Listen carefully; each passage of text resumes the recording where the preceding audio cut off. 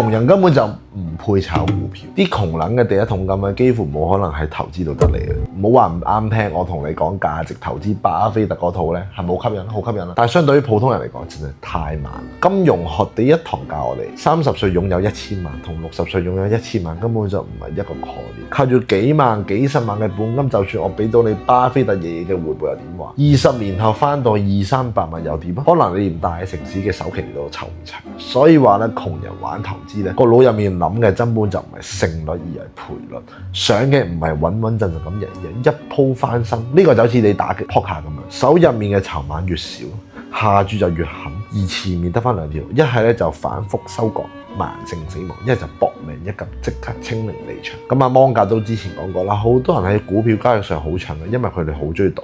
段永平啊，亦都點破，有人同佢講我冇錢，只能夠搏一鋪。佢嘅回覆都令到人好傷感，怪唔知得你咁撚窮啦。你有冇發現啊？你嘅本金就決定你嘅賭性。當你得幾皮嘢，你就諗住搏一搏。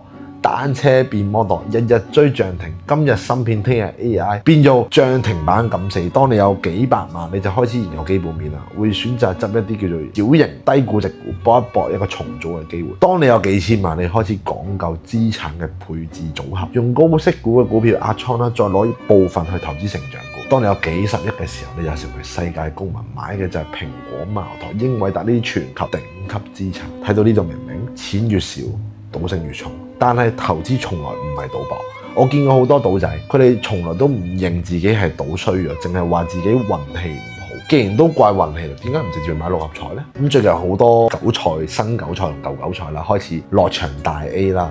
咁我喺呢度都提過成日，千祈唔好被情緒，我講緊大市嘅情緒影響，亂咁落注，理性少少。喺你累積足夠本金之前啊，你嘅主戰場應該係你嘅事業。係你賺錢嘅能力，而唔係喺 K 線圖面尋找逆天改命嘅幻覺。